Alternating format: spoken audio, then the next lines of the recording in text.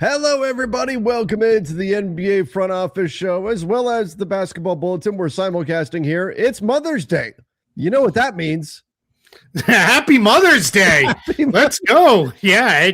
First off the top, for real, if you had a great mom and you're lucky enough to still have her around, make sure you give her a call today. If you're able to, go over and see her. I know how much that means to my mom when I wish I could be with her today, but I called her earlier and we had a great conversation, and your mom loves you. Just if you're lucky enough to still have her, make sure you get in touch with her.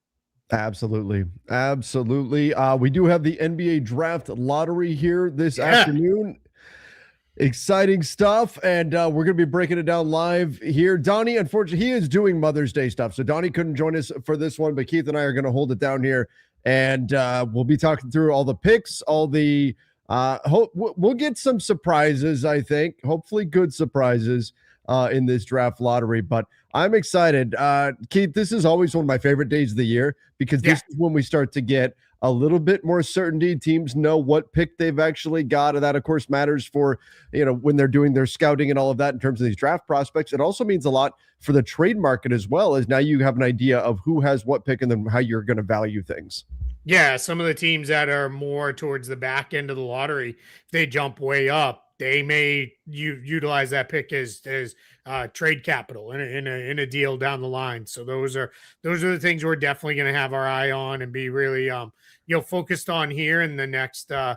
It'll probably roughly be 30-ish minutes is what we're thinking. Probably 20, probably. Now it's about 2:55. So they're gonna come on. They're gonna yap at you a little bit about all the stuff, just like we're gonna do, and then they're gonna come. A couple people asked in the chat, how do you watch and follow along?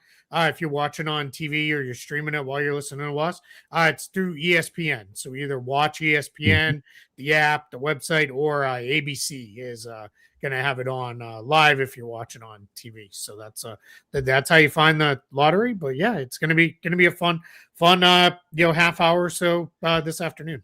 So let's talk about this. When we look at the talent at the top of this draft, what is at stake today? Yeah, huge. Now this is a very deep draft class. The top 10, 11, 12 guys, really, really good players.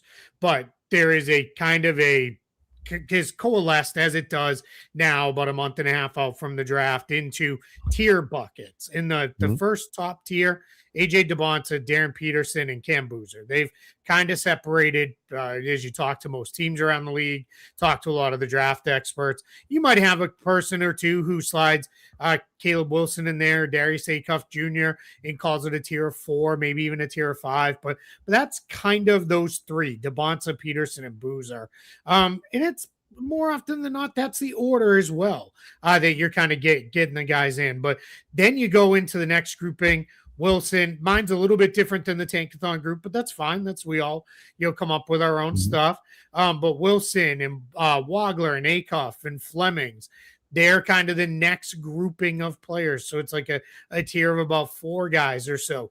You could see it if you're watching along the screen here. A lot of guards, a lot of point guards, a lot of combo guards, just a lot of guards throughout this entire draft class here. So if you're looking for a point guard, you're in good luck because there's a lot of them to be found here all the way into, as we get into the teens. What do you have for what do you have for NBA comps for AJ Dybantsa, Darren Peterson, and Cam Boozer? Yeah, it's a really good question. Dybantsa reminds me a lot of Paul George. Similar sized, really good athlete, can kind of do it all, can play with the ball in his hands for himself and others. I think he's a better defender than he has shown at times. But yeah, that's kind of who he reminds me of a little bit there.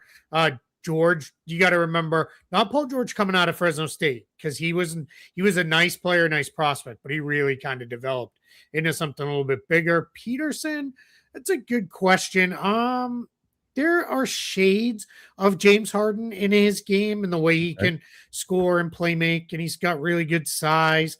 I think there's a little bit of, it's not this shooter that Devin Booker is, but a little bit of kind of get to his own spots on the floor, get his shots up. And then Boozer is kind of your typical nowadays, like more like undersized type 4. There's a little bit who he honestly reminds me of his dad, but with more refined handle and passing ability.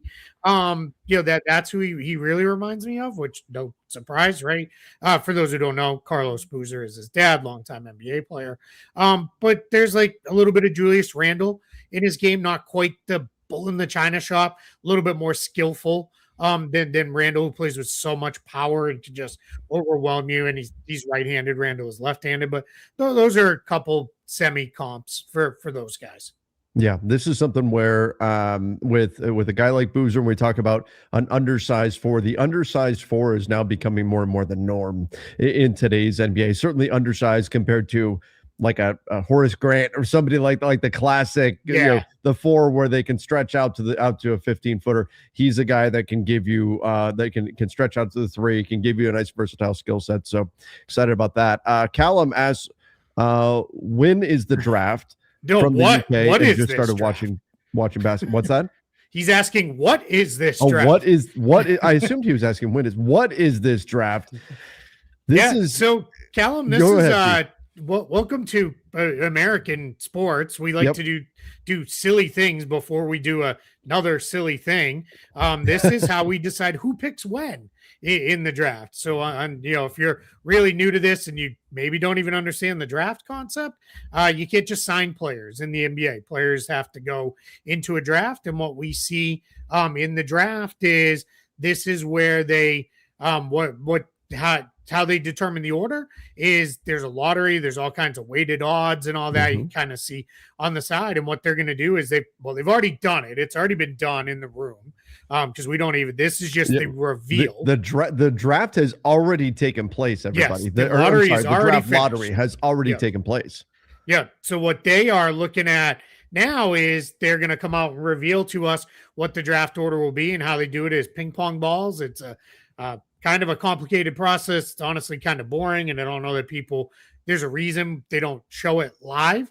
And that's a lot because it also goes 1 through 4, and then 5 through 14 is the reverse order of the standings for the teams that are not in the top 4. So we'll see, kind of how it comes together here with that. But that's what this is today, Callum. No players are getting picked today. That's still a month and a half away in the towards the latter part of June. But today we're going to find out what order the teams will be picking. Today matters. Think about the year there was the Wemby draft. At least $100 million worth of value for a franchise was on the line on some ping pong balls. By the way, we are going to spin the wheel. We'll do one final spin. Yep. We should also talk about the draft reform that is coming. Yeah. And why this draft lottery that we're going to watch today could be the very last draft lottery that we see take place like this. Yeah. Also, and then let's cover off on a couple of things that happen if teams fall certain places. So we'll get into all that before we actually see the reveal. All right, before we get into all that, let's pay some bills real quick, give a quick shout out to our sponsor, and then we're going to get into spinning the wheel and all the specifics here. So our sponsor is Prize Picks. Super, super easy to play. All you got to do is use that code HMA over on Prize Picks. The link is in the description down below. All you got to do is pick more or less on some of your favorite players. I'm going Paul George, more than 11.5 points, and Steph Castle, more than 11.5 points. I feel pretty good about those. $10 entry fee, win you $14. If you guys want to get in on it, use that code HMA, play $5, get $50 instantly with Prize Picks, and we appreciate them for sponsoring the channel. All right, Keith. All right, while you're pulling some stuff up, before we get into anything, there are like 3,000 plus people watching right now. If you're watching through YouTube, do us a favor and hit the like button. Let's do 1, 2, 3, like spike. Let's go. Hit that like button for us. That helps more people find the show and all those kind of things. So thank you in advance for that. And thanks for everybody who's hanging out with us here on Mother's Day. And don't forget to subscribe as well. All right, let's start here. Well, do we want to spin the wheel right now? Let's give it. Okay, the reveal. Let's get into what's on the line. The TV on. It says the reveal is coming in 13 minutes. So okay, so maybe we've got a little. Let's do like in 10 minutes. We'll do our final spin. We'll do one final spin. Yeah. Okay, I'm setting a timer in 10 minutes. We're doing one final spin. Let's talk then about why this is going to be, or potentially this could be the very last draft lottery that we see play out like this. Yeah. So we do have draft reform coming. The NBA is looking to change things up in terms of tanking. We don't know the official details yet. We know what's been proposed to team owners and what this could ultimately wind up looking like. There is going to be another vote coming around the end of the month that will get a better sense of what the draft will look like moving forward. They want to have this locked in place before the actual draft, so teams will know if they're trading future picks, what exactly the rules are for those picks. But when you see the lottery odds right now that are on the screen, where you see a 14% chance for the 1, 2, and 3 worst records in the NBA, that will likely not look like that next year. In fact, the proposals right now have the 3 worst records in the NBA actually having a worse chance of getting the number 1 overall pick compared to I believe it's the 4 through 10 seeds? 4 through 10, yep. Above them. So we've got some things being put in place to prevent teams from tanking. So once again, this is probably the last time we're going to see a draft lottery that looks the way it does right now. Yeah, and in the new world, if it gets pushed through, the lottery will actually expand to be 1 through 16, is how this will work. It will include all of the teams that were in the play-in tournament, as well as the teams that finish with the 8th seeds will both be eligible to get the number 1 pick. So, for example, the Orlando Magic, who pushed the Detroit Pistons to the brink in a game 7 in the first round, had they won that, they could have won a playoff series and then today been in the second round of the playoffs with a chance to move up in the draft lottery. They will have 1 ball. They're not doing this thousands of ping pong balls anymore, and you get so many of them, all these things and all this stuff. It's going to be 1 through 3, you get 2 ping pong balls. 4 through 10, you get 3 ping pong balls. If you lost in the play-in tournament and you are 11 through 14, you get 2 ping pong balls. So you'll actually have the same odds as the teams that were 1 through 3. And then if you were in the playoffs as an 8 seed, as 15 or 16, you get 1 ping pong ball. So it's going to very slight chance, because I believe it works out to, somebody did the math, I think it's 37 total ping pong balls. So you'd have a 1 in 37 chance on that. There's also other stuff. We won't get super deep into this, so we'll talk about it a lot more over the course of the summer, if and when this is approved. But there are limits on, you can't win the number 1 pick in back-to-back years. There's all these caveats where, hey, if they find out you were like trying to rig the odds or something like that, the commissioner and the league can take ping pong balls away from you, and can even take your entire pick from you if they feel it's necessary. So a lot of stuff with that is going to change and come along with all that. Adam Silver famously said, reportedly on his call with NBA governors, that you need to assume going into next year that your only incentive going into the season will be to win basketball games. So the NBA is dead serious about this, about trying to stop tanking and not to provide teams with an incentive to lose games, which right now, especially in a draft of this quality, they certainly had incentive to lose games. It blows my mind, Keith, that right now at this moment, there is a room full of people that already knows who got the number 1 overall pick. I do wonder, with the new system that they're talking about bringing in place with those ping pong balls, that sounds maybe not perfectly ready for TV, but more with fewer ping pong balls, and it's not everybody's got a list of number combinations. That to me sounds a lot more TV worthy than the current version of the draft. Yeah, I think so too. And I think you do it in the fact that you're revealing 1 on down, and everybody, who's going to watch will still watch. I think we're still, it's not quite as, fun on the backside of all that, but it'll still be plenty, fun to see, how it goes through it. All right, couple things, setting aside the reverse stuff. So one, like Trevor said, it's already been done. The lottery is complete. It was probably complete about a half hour ago. Yep. What happens is each of the teams that's in the lottery, so all 14 of these teams, plus the LA Clippers, because they can have a pick in this draft via the Pacers. They're in there. New Orleans not in the lottery. or not in the room, not going to be up on the dais because they can't have a pick either way. There's no way they can have a pick, so they're out. Clippers, a little weird, but they can still have a pick, so they were invited. So those teams are all in. They were in a room, one representative from each team. I think there were somewhere between 10 and 16 media members also invited. This is all the NBA publicized, all of this. Zach Lowe, Jake Fisher being among them. Yeah. Yeah. It's Brian Windhorst is in there as well. Now what they do then is that's where the actual real lottery happens, and how they draw it out is they draw out a ping pong ball, and it might be ping pong ball 35 is the first one that comes out. And then the next one is ping pong ball 12. And then it comes out, and they just come out and they say, all right, here's your combinations. And then Zach Lowe has described this multiple times. Everybody sits down, flips through all their pages of combinations, and then says, hey, it was us. And they all go crazy. They get, or not all, because some are mad, but they go crazy. And that drawing is done 1 through 4. So 1, 2, 3, 4. Let's just say the Washington Wizards won. The Washington Wizards are then out. All their we've had years where the same team has won 2 or 3 times in multiple times, and they just have to keep drawing until they get to somebody else's number. That's why it's not on TV. It's not exciting. Because it would be like, oh God, this is awful. In the new world, they're saying they're going to have 37 ping pong balls with the team's logo on it, and you're going to have between 1 and 3. They're going to be bouncing around, and it's going to pop it up for the number 1 pick. They're going to pull it out, spin it, and show you, and that's it. That's how it's done. So, Revoke asks, will these picks be revealed one by one, or is it just like boom, Excel sheet, here you go?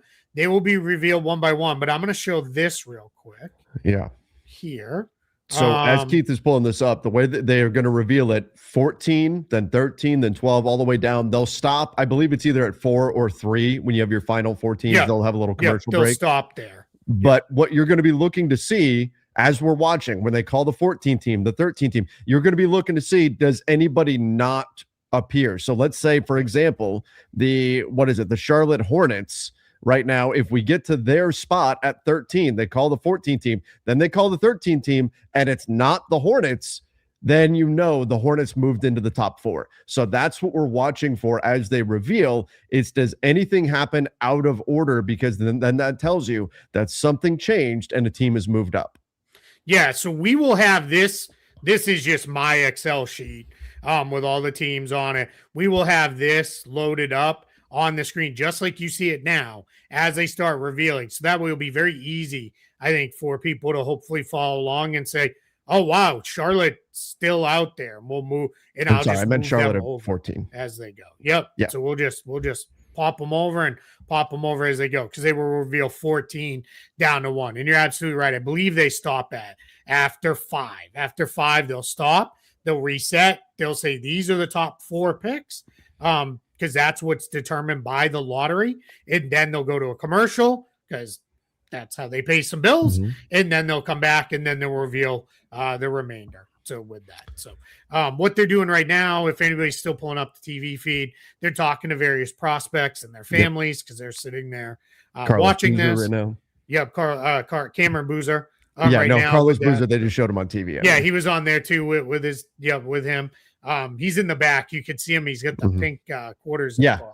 You can pick out his head. Yeah, exactly. Yeah, no more shoe polish up there. Yeah.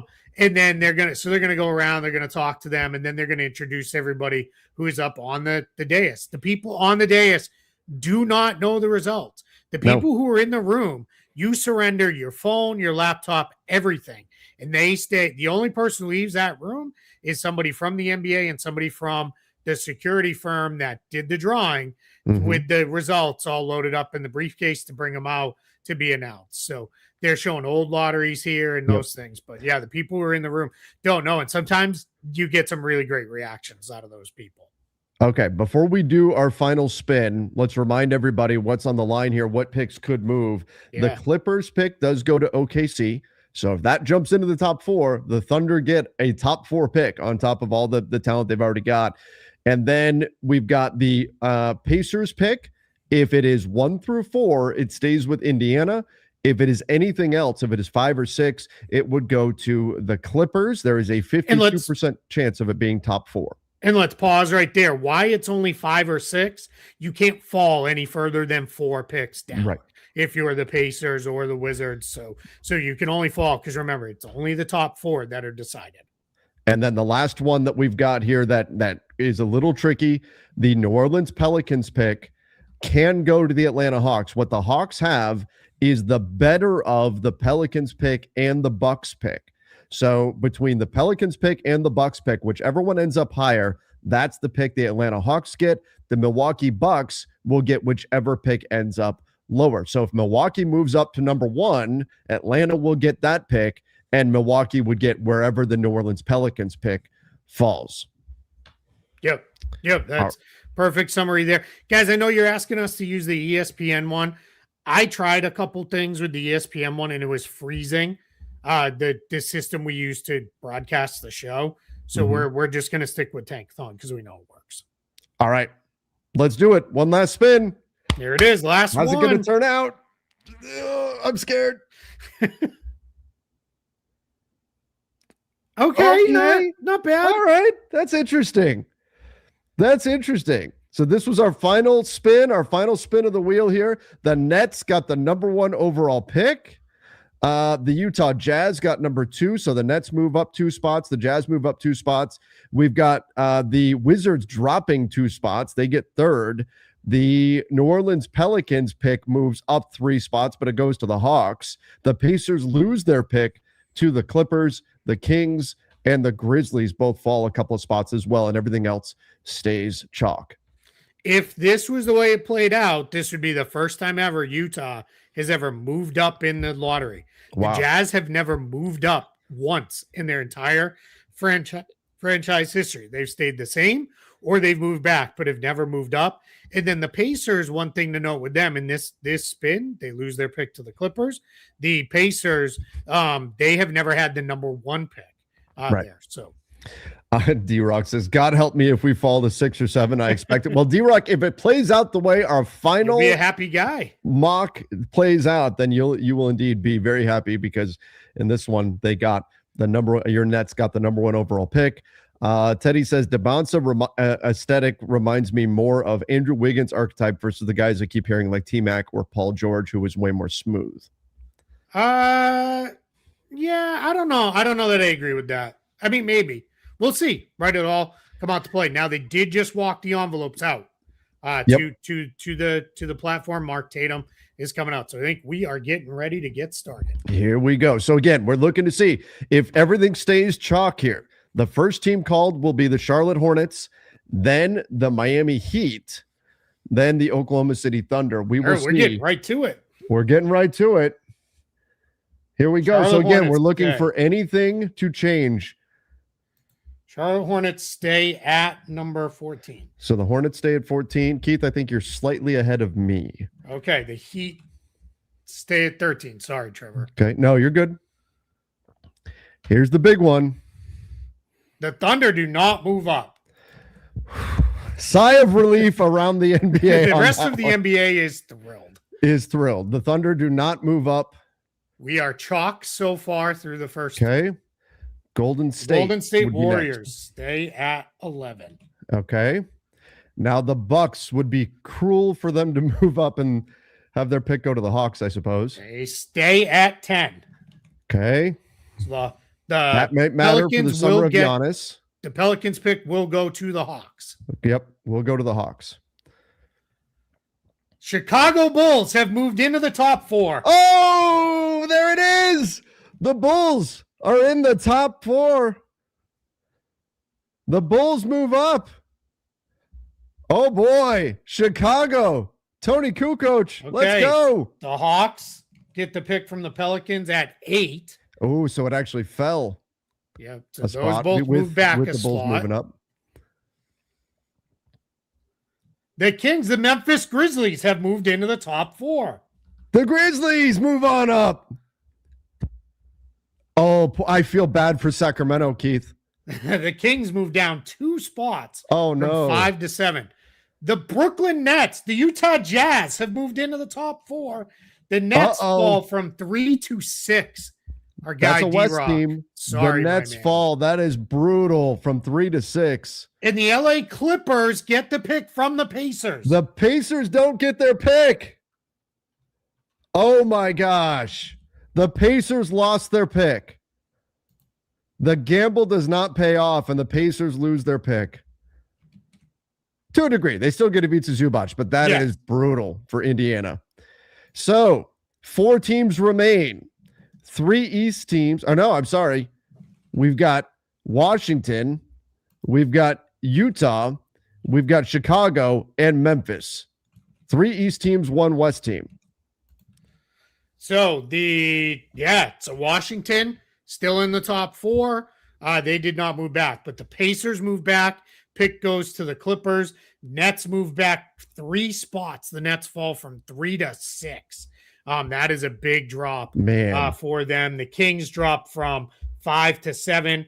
The Hawks via the Pelicans drop from 7 to 8, and then Mavericks drop from 8 to 9. The Bulls, the big winners, they were set to be 9th. They move into the top 4. The Grizzlies moved up as well, and the Jazz moved up or the Jazz, I think they were already top 4. They were top 4 already. The Jazz were already top 4. The Grizzlies and the Bulls are the big risers here. So Keith, Washington, Utah, Memphis, Chicago. If you were given the power right now to choose which one of those teams gets number 1, who are you giving it to? Washington. I think Washington, yes, they could have played Trae Young. They could have played Anthony Davis down the stretch of the season. But I think the Wizards very much were in a position where they, of all these teams, they ethically tanked the most. Memphis, just a bajillion injuries. That's, I'm really okay if any one of these teams gets the first pick. I think that's fine. But Washington, I think, is okay. So I think I also lean towards Washington. Chicago would be interesting. I apologize, D-Rock. Yeah, D-Rock, man, that sucks. You're still going to get a really good player. You're still going to get a good player. You're still going to get a really, really good player. But no doubt, this is rough for the Nets. And we'll talk real quick, just the fallout of the Clippers. So the Pacers pick goes to the Clippers at 5. That means the unprotected, I believe it was 2031 pick that Indiana would have given to the Pacers. That now stays. That pick stays with Indiana. That this closes the book. They owe another pick. I believe it's in 2029, if I remember, from the Zubac trade. But all of this protected pick was going to turn into a pick way out in the future, and now that's off the table because the Clippers get it this year instead. So we're going to see now. You've got 3 of the top 5 picks go east, which has been a talking point about why more talent needs to go to the Eastern Conference. 3 of the top 5. Only 2. Oh, you're right. Only 2. Yeah. Yep. Only Washington and Chicago. Yeah. Yep. Well, that sucks. And you get another top 5 pick in the Clippers in there in the West. That's right. I was thinking 3 of the top 4, but it's. Yeah. We haven't moved Memphis to the East quite yet. Maybe when expansion comes, but we're not there yet. Somebody asked the question: are they changing up the lottery so that when expansion comes, is that why? Oh, here it is, right here. Thank you for the super chat, Jay Lloyd. Do you think they're expanding the draft to 16 is because they're forward looking to when we have 32 teams? That is certainly possible. Now, if they stick at 16, 100%, that was probably what the plan was. If they don't stick at 16, if they expand it to now 18, well, then that's a little bit different. But yeah, I mean, that is certainly possible. All right, looks like they are coming back. They're coming back. All right. 2 West teams, 2 East teams remaining. I don't know why I kept thinking Memphis is moving east. Maybe it's just I'm looking into the future. You're there. Maybe did you Dwight from the future send you a fax? I sent myself a fax from the future. Trevor from the future. Don't drink the coffee. All right. I will lean towards the Eastern Conference teams getting the pick. I'll tell you who I think of those 4, the team I do not want to get the number 1 pick is Utah. I would prefer. Yeah, Utah is pretty well set up already to have a nice team. And get them one more. It's going to be tough. Yeah. All right. Here we All right, go. we're back here. Here we go. Number 4. Here we go. Here we go. We'll see who gets number 1. Chicago Bulls, number 4.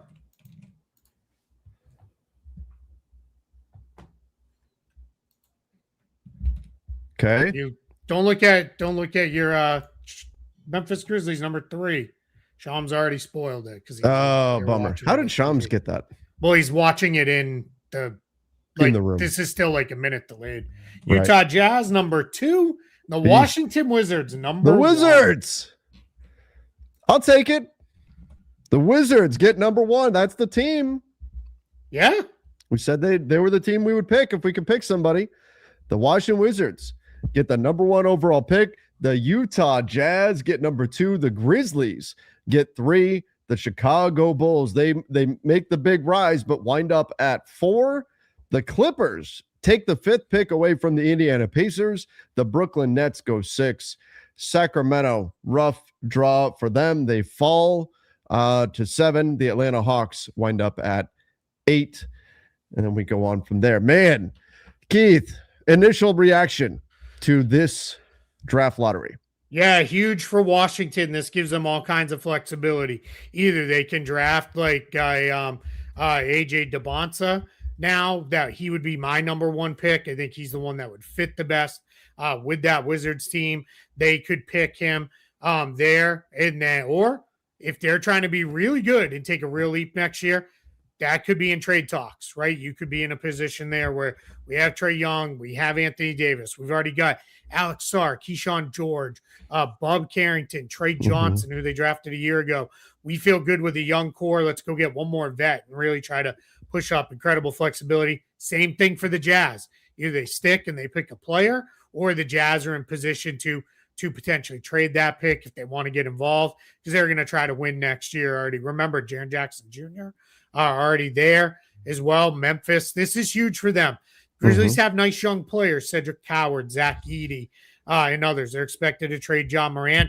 They need like one more guy who can be like a star with them there. And then Chicago, huge to move up from 9 to 4 in the lottery. That will take away some of their cap space, but that's a trade-off they'll make any single day. They're in position to get a absolute franchise cornerstone now. And then the Clippers, if the Clippers decide we're moving into our next iteration, we can move and trade this pick for veteran help, or we could pick, we could keep the pick a player and go into whatever we're going to do. Do you see this as a 4-player draft?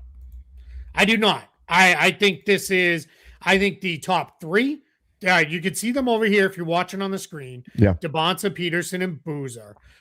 Those are my top 3 guys.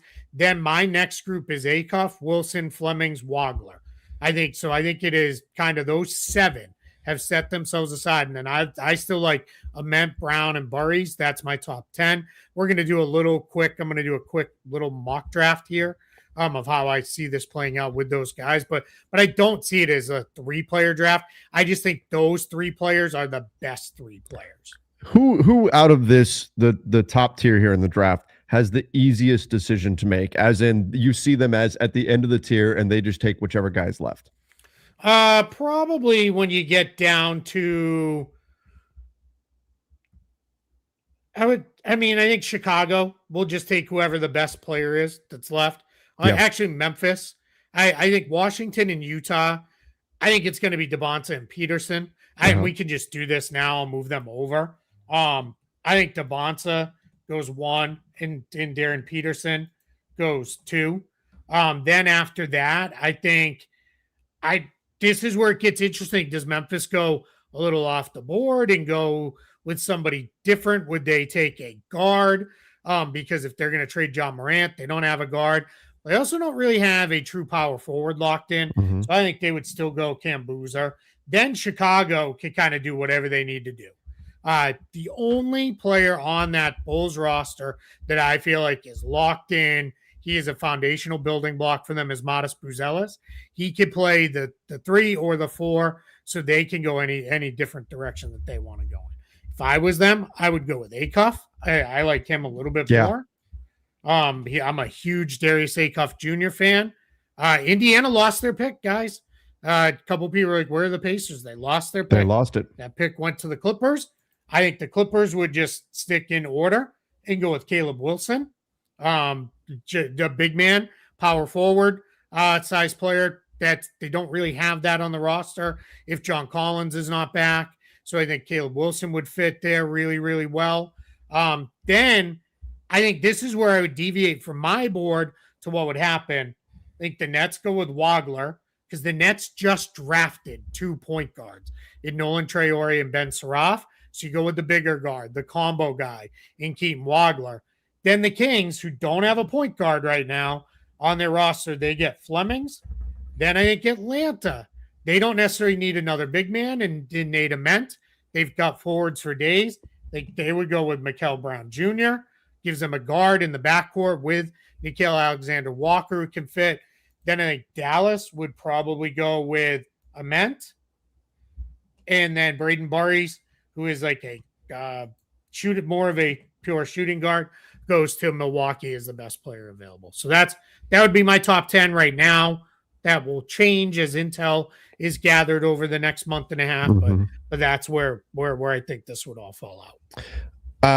Do you see any team that you would say should try to move up, and is that even possible via trade?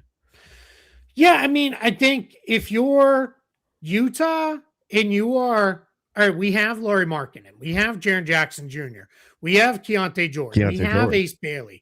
They want to re-sign Walker Kessler. If you're the Jazz, you may be like, hey, if we could turn the number 2 pick into a cut, like Chicago, for example. Let's say Chicago is like, we got to have whoever is there on the board at 2. Out of, in my world, that would be DeBonce or Peterson.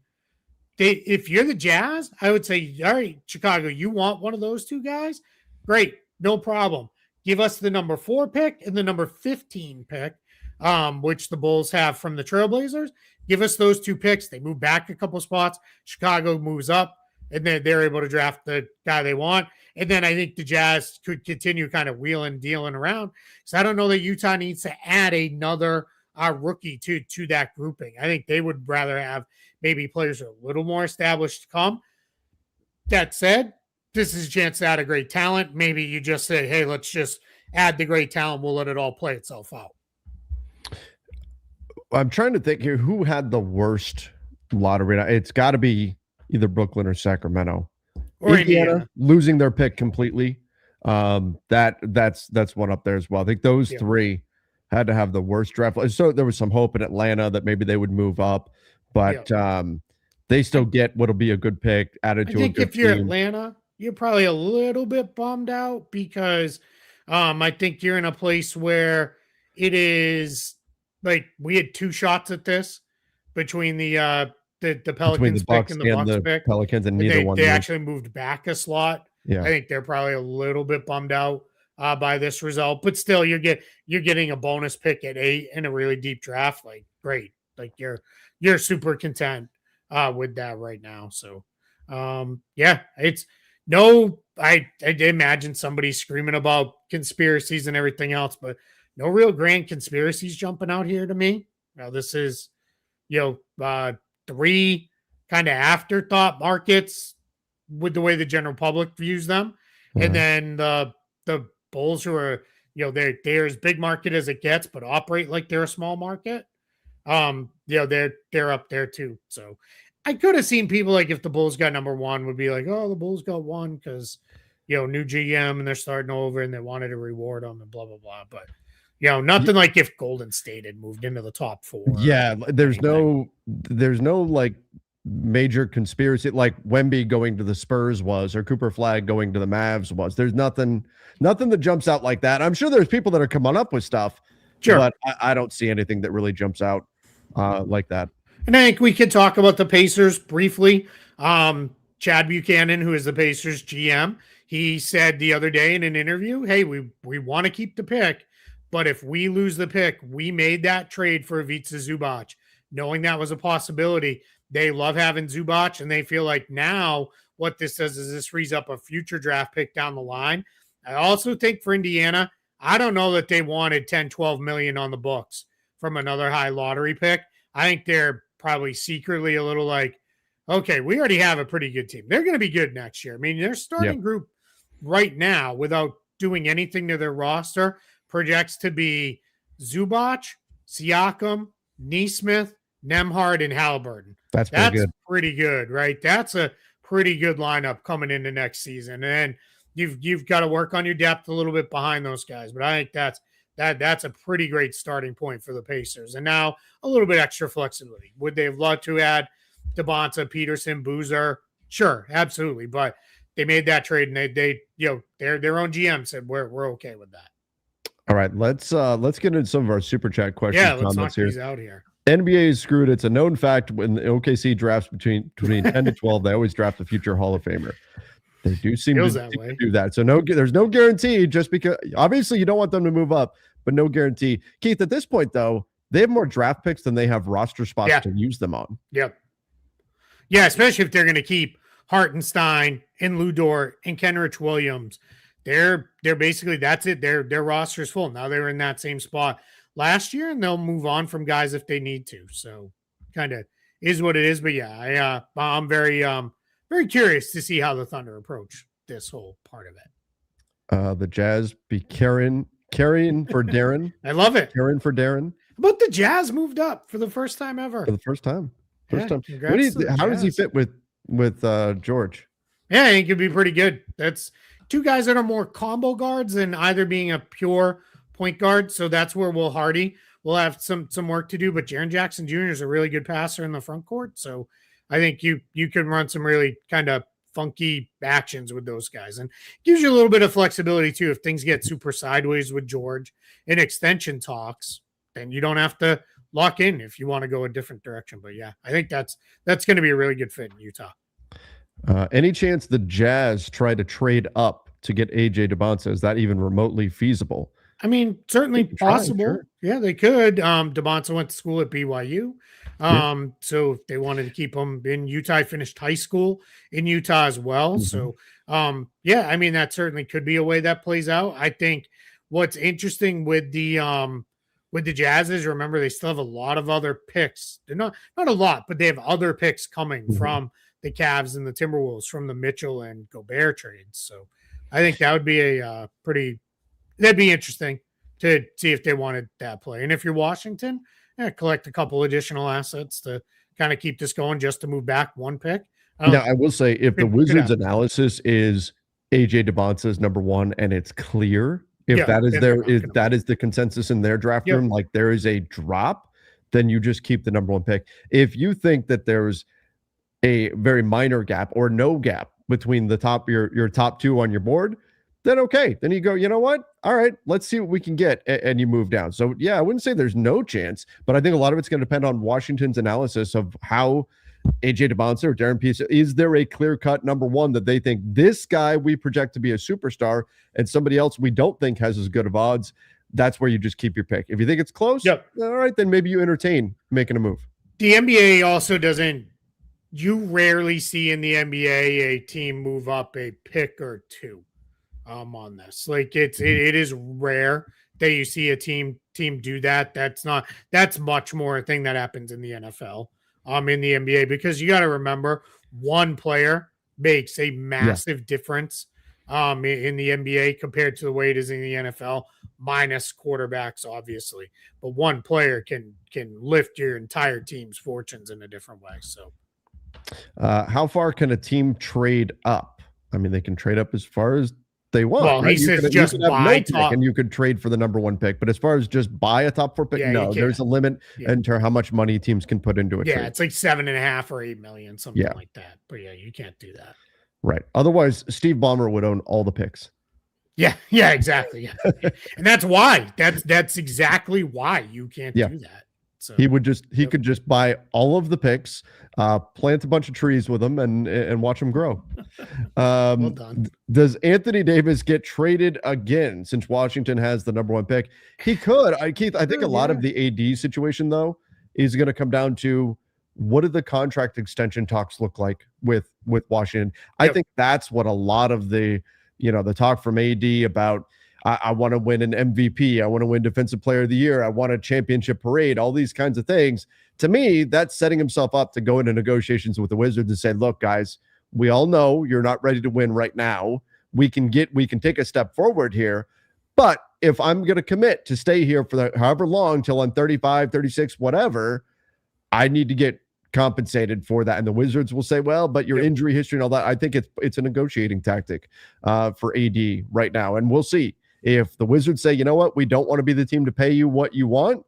Maybe they move on from it. But I think a lot of whether or not the Wizards keep AD, whether there's a future trade, it's going to come down to what do those contract negotiations look like. Absolutely. And I don't buy the idea that some are trying to pitch that they acquired AD just to trade him. Like that was why they went out. That'd be and crazy him, to do.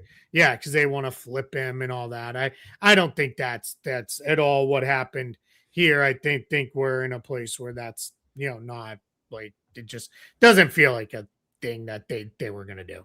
Yeah. And then we got a question here. Same question. Does AD start and finish the season on the Wizards? Well, finish is interesting. Yeah, because he could always get moved by the trade deadline. If, let's say, AD has a very healthy first, I don't know, let's call it 40 games of this. He plays 40 games leading into the trade deadline. And could a team come along and try to trade for him? Sure. But we also have to remember, logistically, especially midseason, it's very difficult trading for a contract this size. Not impossible, of course, but there's some hurdles to overcome to get there for most teams. Yeah, and when do we get a ruling on the Kawhi investigation? Heck if I know. Like I thought we were going to be there by now.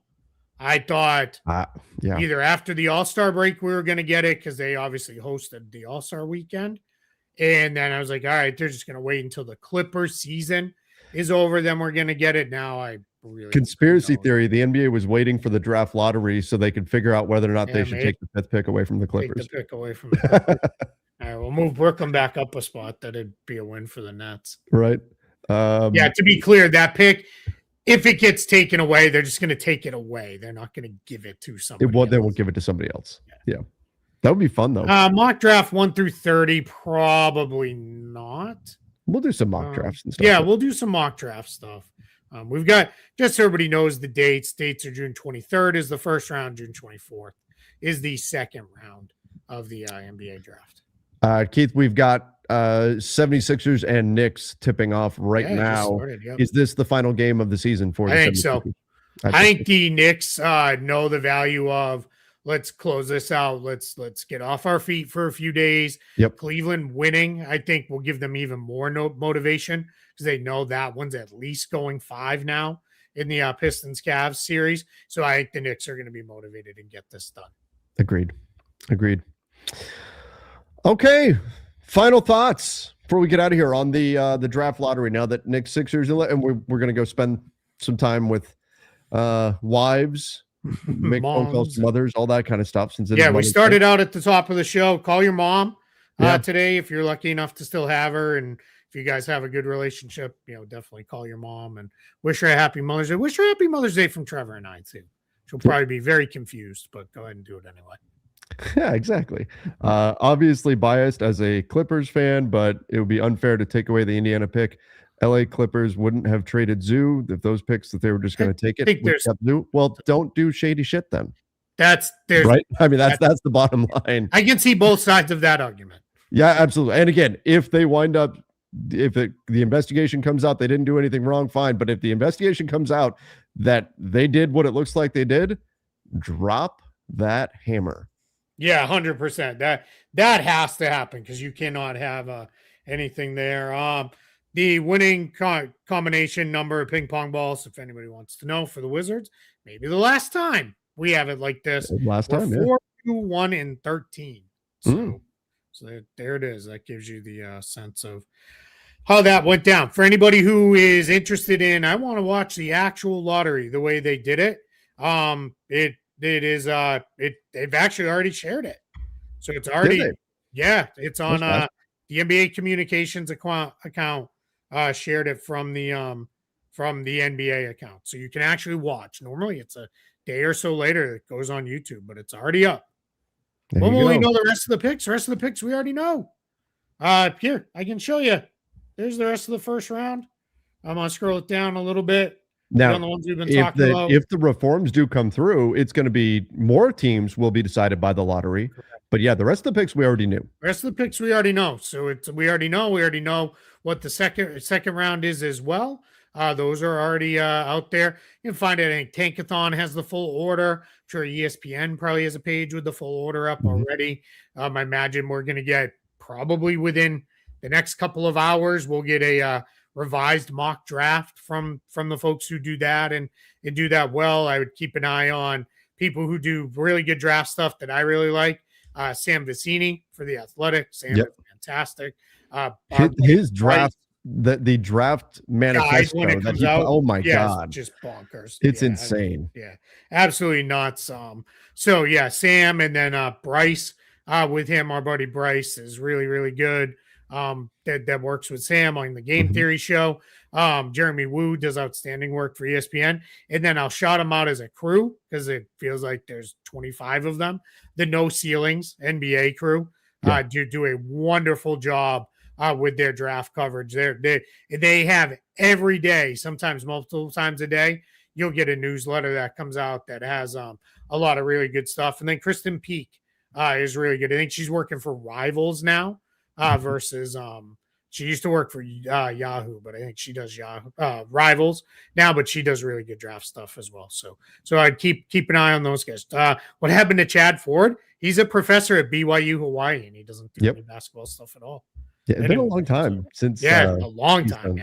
It's been several years with that, and then obviously Jonathan Gavoni is the GOAT of draft coverage, Draft Express. Speaking of which, Mike Schmitz. Congrats. Former Draft Express, GM of the Dallas Mavericks. Yep. Moved over from his assistant GM role at with the Trailblazers. So Mike is another all-time great draft person. So a lot of great draft coverage you'll get now that the order is settled in. You'll get a feel for that. Combine starts in full tomorrow. Really is the big day. The best players won't play at the combine, but they do all have to get measured, go through medicals, and they'll have to do the interviews and all that stuff. So we'll start getting some really good draft intel coming out here over the next coming weeks. So all right. Well, that said, it's time to watch some actual basketball. Yeah, let's watch a game. We'll see if the Knicks can close out the 76ers. Right now they're up 8-4 as we're closing this out. But thank you again, everybody, for joining us. This was a lot of fun. We like doing this every year and getting to react live to the draft lottery as it happens. If you haven't hit the subscribe button yet, please make sure you do so and go enjoy the rest of Mother's Day. Watch some hoops and hang out. Without a doubt. Happy Mother's Day to all the moms out there. Happy Mother's Day, everybody. Till next time. See ya and stay safe.